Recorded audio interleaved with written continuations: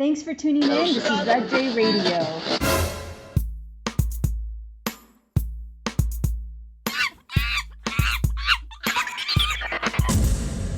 Welcome back to Season 2 of RebJRadio. Today we have a very interesting topic of why are the wrong people having babies? Yeah, and why are the wrong people using birth control? That's right. Let's dive in. I'm the person that says too much. And I just say things. Welcome. I like how the intro is like, and welcome to my cave. Come on in. If you dare. So, yeah, I have this notice. Someone gave me a notice. No, I am noticing that, there's kids out there and they are oftentimes to parents that don't really care for them. And this is because I see them in public. So I can see, maybe they're not wearing clean clothes or maybe have food on their mouth or bratty, like, I want this. And the parent just kind of like, shut up. Or ignores, which is equally, if not worse. And I wonder why there are astute individuals who I see in their, 30s, pushing mid-30s, pushing 40s. And they say oftentimes like, I'm not ready to have kids or I'm not going to have kids. And I think this could be a little scary for the future because we know now that guiding, which is what a parent is integral to having individuals, humans, part of society who are contributing at a really high level. If you don't have parents that are truly guiding their child, then it's kind of like up in the air. What are you going to get as an adult? So to touch on something that you mentioned about what is that going to look like for our future about astute individuals not having children. I mean, and it's not for that reason, but in Japan, there's a remarkably lower birth rate because of education, because of the pressures of work and having a career. The adults actually don't have time to have children. Not to mention, it's super expensive. Their economy it's much different than ours, and it's a completely different planet, really, than what we know. So, and the cultural differences. So there's no one to really even watch the kids. Even in a 2-person household, oftentimes they can't afford children. So that's a big proponent as to why they don't have children. But I remember reading some time back, which is surprising, Japan was actually wanting to open up visas to foreigners. And that's something quite new. As we know, they kind of keep their doors closed, unless it's like a military family situation. So that's really interesting that they were exploring that option to have essentially a workforce because the old people were dying off and they really weren't being replaced. And although, I mean, in the grand scheme of things, I guess you can say that is a possibility in a place like North America. We also have it's such a different population and such a huge country in comparison. And there is a much, much bigger immigrant population to be able to supplement those gaps. China also has lifted their one-child rule, and they're having challenges with, parents or couples don't want to have more than one child, if any at all, because of what you mentioned, having to work to live. Yeah. And so here in America, though, we see that here too. We definitely see that. People just don't have time for it.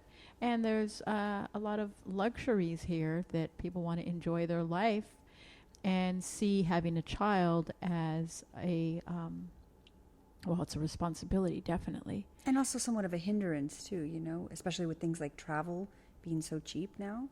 People want to go to Rome for the, 5-day holiday instead of, if you had 3 kids to support, you would never, it'd be much more difficult to make that happen. But, yeah.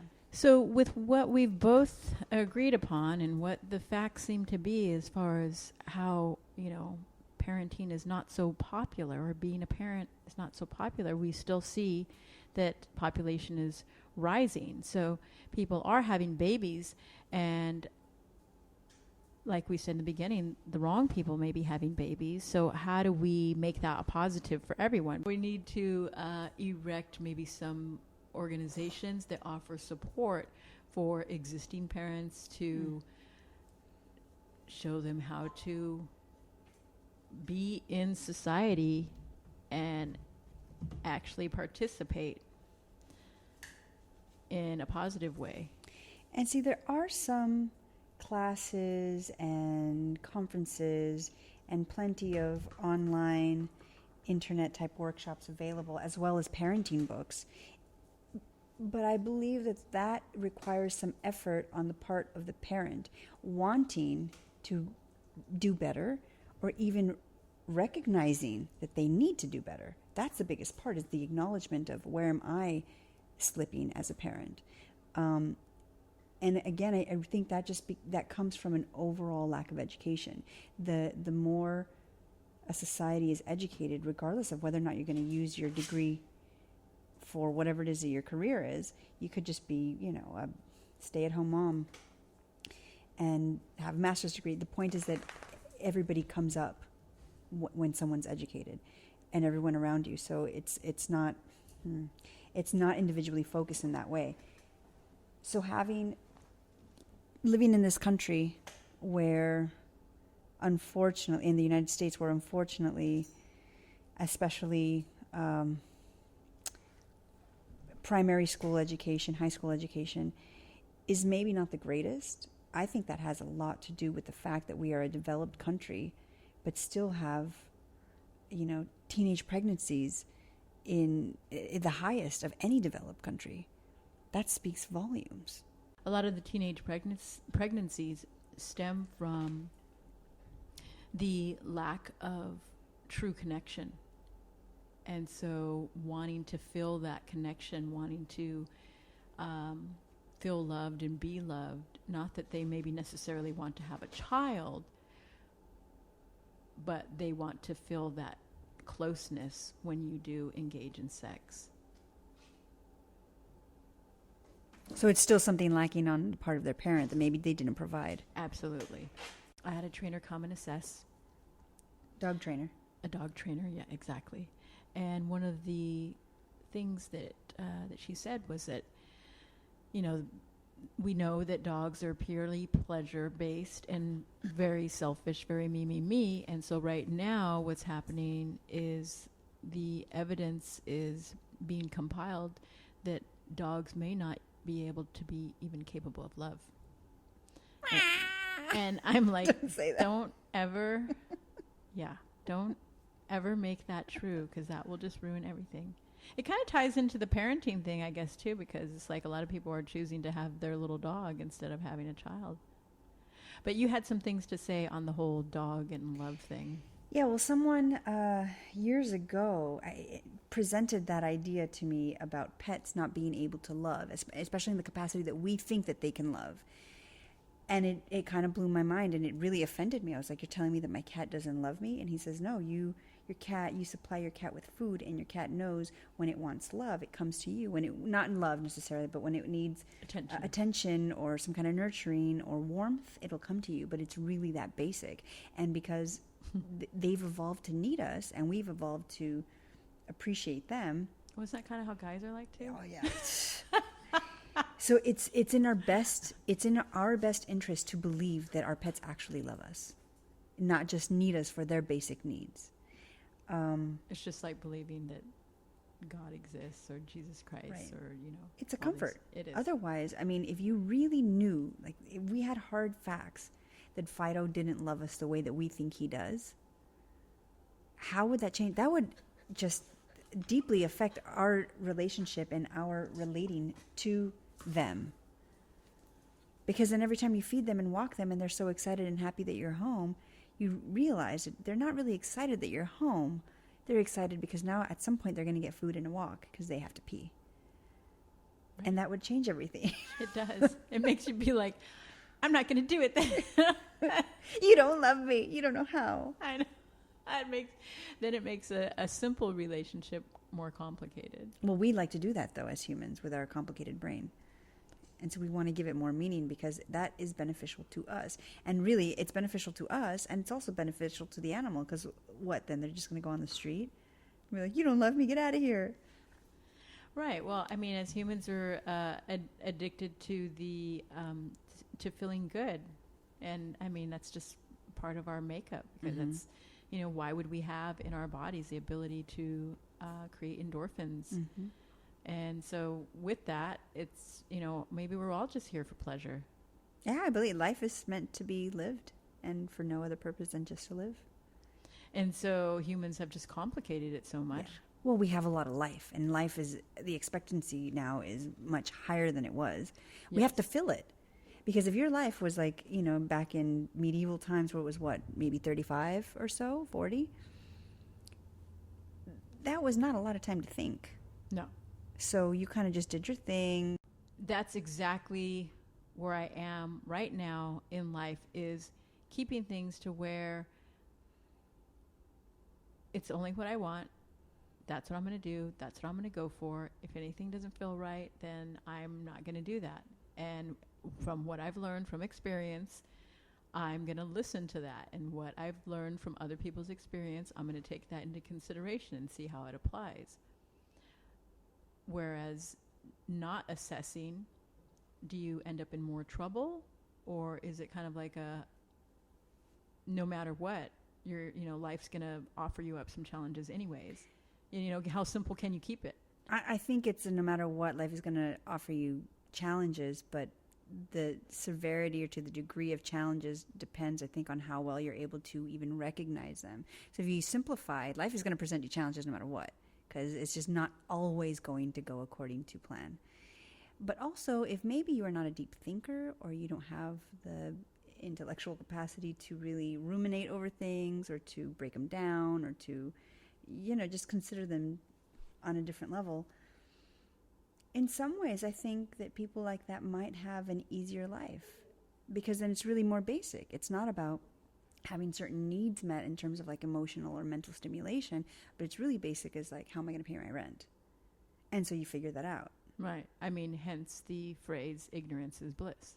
And sometimes I think it really can be. But, the grass is always greener. I'm definitely from, the, maybe it's my own school of thought, but the school of thought where, I want to be aware. I'm definitely not in an, I don't believe that being in an ignorant space is really going to help the human race progress. Being able to be in control of your emotion and what is it really meaning to my life, and how much weight do I give something or somebody. And so it has a lot to do with how I'm able to manage myself every day and my, my joy level or my finance level or my abundance level or my positive vibration level. And ultimately, I believe that many people have not been given those tools to be able to assess that for themselves. Instead, they're given the tools of how do I buy the next this or that, and how do I make money so that I can have joy because investing in this new vehicle or the latest Versace bag is what is bringing me joy.